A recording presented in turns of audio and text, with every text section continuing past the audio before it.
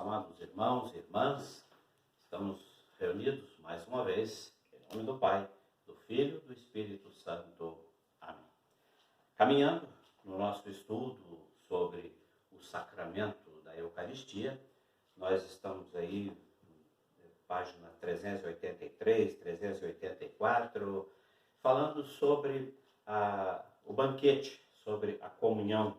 Então nós já vimos, né, algumas questões no encontro passado, falando sobretudo da necessidade de se preparar, né, preparar o nosso coração para esse grande banquete.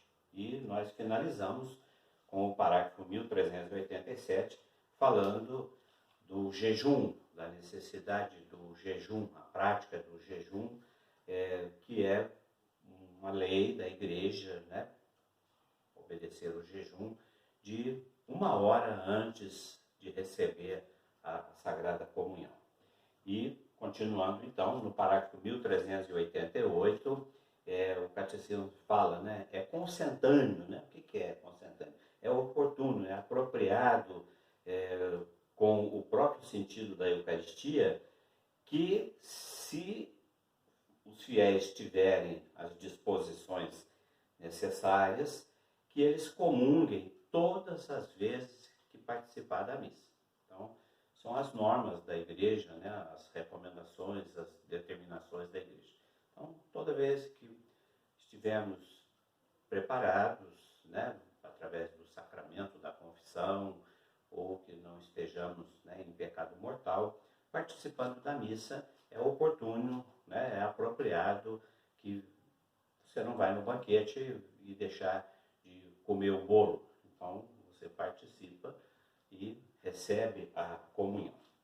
No parágrafo seguinte, 1389, diz assim: a igreja obriga os fiéis a participar da divina liturgia aos domingos e nos dias festivos, né? A prática do mandamento, participar da missa aos domingos e festas de guarda. E, cumulativamente, né, receber a Eucaristia pelo menos uma vez ao ano, né, se possível, no tempo pascal. Aquilo que a gente sabe, né, são os mandamentos da igreja: comungar uma vez por ano, de preferência no tempo pascal. Mas, o parágrafo ainda diz assim, mas recomenda vivamente aos fiéis que recebam a Santa Eucaristia nos domingos e dias festivos. Porque nós acabamos de ver lá em cima, toda vez que você vai na missa, e se é, né, proposto que a gente vá à missa todo domingo, toda vez que for na missa, né, você deve comungar. Então, mas, digamos assim, obrigatoriamente, uma vez por ano no tempo pascal. Mas, sempre que participar, pode e deve comungar. E, se possível, como ele termina aqui o parágrafo 1389, até todos os dias. Conheço muitos amigos, né, que são de comunhão diária, participam da Santa Missa, participam da celebração, né, e não ficam sem a Sagrada Comunhão.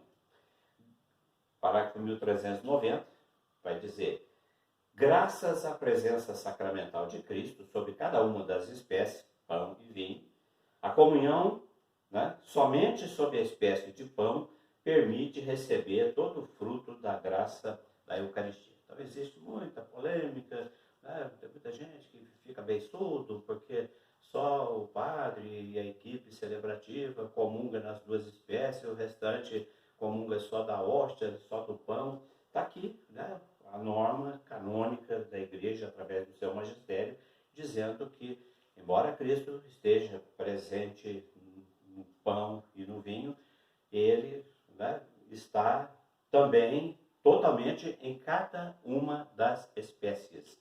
Existem casos de enfermos que não conseguem deglutir, né, a hóstia, recebe a comunhão somente no sangue, né? Recebe do sacerdote só no sangue.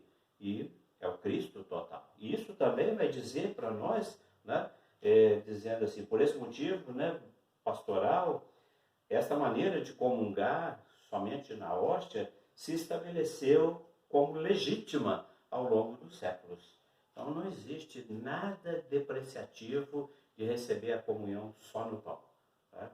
É Cristo. Aquilo que nós já dissemos, o Cristo total, que está até mesmo naquele fragmento minúsculo, menor, invisível aos nossos olhos. Ali está, não está um Cristo mutilado, partido, decapitado, amputado. Não, ele é o Cristo total.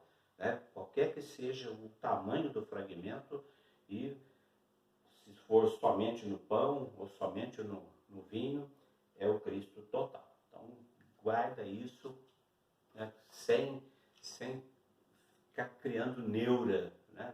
Eu tenho que receber nas duas espécies. É bom, né? Mas a igreja, sobretudo a igreja do Brasil, a CNBB, ela já definiu algumas ocasiões em que, digamos assim, se determina a comunhão em duas espécies, mas corriqueiramente, pastoralmente, né, determinado é só através do pão. Tá bom? Seguindo, vai dizer para nós aqui agora quais são os frutos do sacramento da comunhão. Então, primeiro, ele diz assim: a comunhão aumenta a nossa união com Cristo. E aí no parágrafo 1392, vai fazer uma analogia. O que o alimento material, o que a refeição, né, o arroz com feijão, a macarronada, o lanche, a pizza, o que aquilo faz em nossa vida corporal, de nos alimentar, de nos sustentar, né, a comunhão realiza isso no plano espiritual, né, no plano da nossa alma. Então, nós nos unimos, né, ao Cristo através da Eucaristia. Então, primeiro fruto, né, primeira consequência da comunhão. Nos une, né, aumenta a nossa união com Cristo. Parágrafo 1393, ele vai dizer o segundo fruto. A comunhão nos separa do pecado. É uma coisa quase que assim, automática. Né? Na medida em que você busca a comunhão, na medida que você busca comungar mais e permanente e frequentemente, né, você vai ficando como que intimidado diante do pecado. Né? Você sabe, como diz São Pedro na carta dele, que o leão ruge ao seu lado, então você evita de chegar perto do leão para que você possa manter a sua condição de graça para não se afastar da Eucaristia. Então é nesse sentido. O corpo de Cristo que recebemos na comunhão, tá? Parágrafo 1393, que é entregue por o Cristo, que é entregue por nós, o sangue que bebemos é derramado por muitos para a remissão dos pecados. E é por isso que a Eucaristia não pode nos unir a Cristo sem nos purificar. Então a Eucaristia, ela, né, trabalha essa purificação em nós. Tá bom? No parágrafo 1394, fala uma coisa importantíssima. Como o alimento corporal serve para restaurar a perda das forças espirituais, a Eucaristia fortalece a caridade que na vida diária tende a arrefecer-se. Ou seja, se a gente se afasta da Eucaristia, a gente vai se arrefecendo, vai se enfraquecendo, vai esmorecendo. E aí, então, se você recebe a Eucaristia, você naturalmente vai se fortalecendo, e até mesmo porque a Eucaristia tem o dom, tem a graça de apagar os pecados veniais. O que são os pecados veniais? São os pecados leves, né? Aqueles pecados que, segundo a doutrina da Igreja, nós nem precisamos, né, entre aspas, nem precisamos contar com o padre. Né? É bom contar, mas não é exigência. Né? Não é exigência. Isso nós vamos estudar quando a gente falar sobre o sacramento da penitência. Tá bom?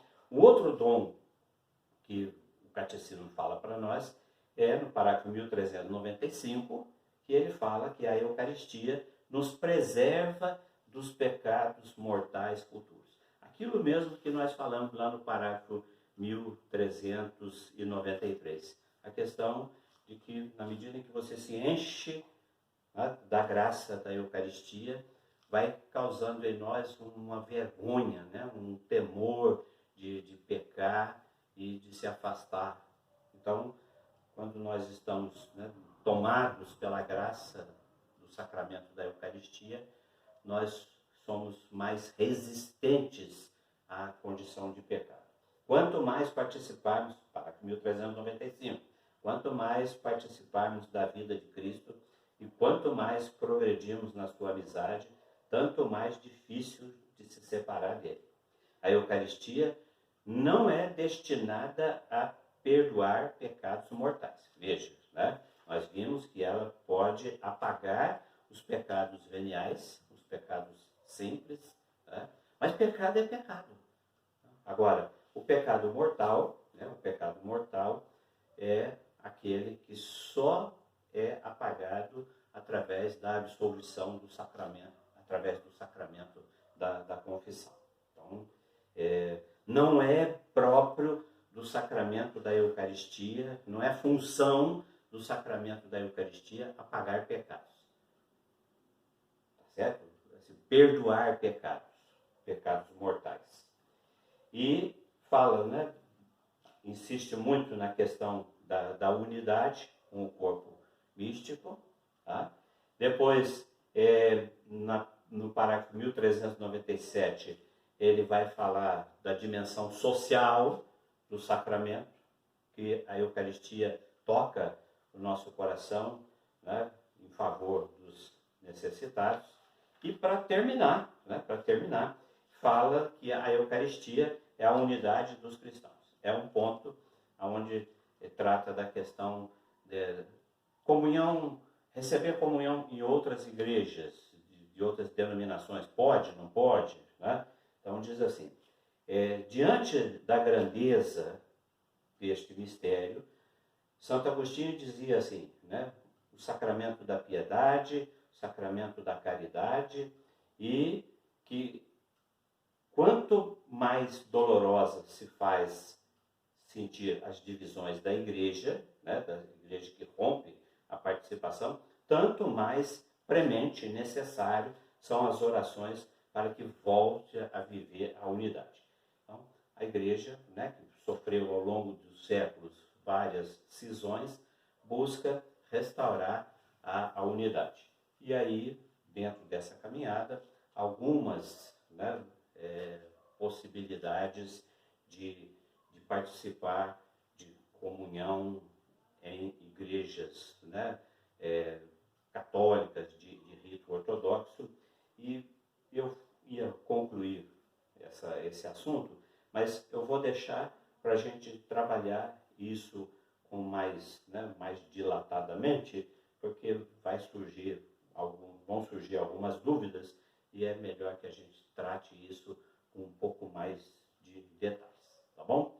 Leiam aí esse finalzinho para a gente, no próximo encontro, passar, né, o fecho no sacramento da Eucaristia. Em nome do Pai,